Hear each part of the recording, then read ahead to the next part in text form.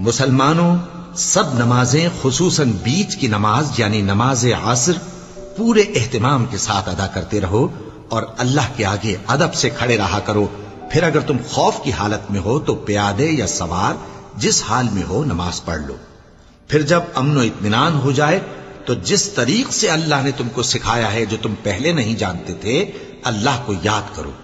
اور جو لوگ تم میں سے مر جائیں اور عورتیں چھوڑ جائیں وہ اپنی عورتوں کے حق میں وصیت کر جائیں کہ ان کو 1 سال تک خرچ دیا جائے اور گھر سے نہ نکالی جائے.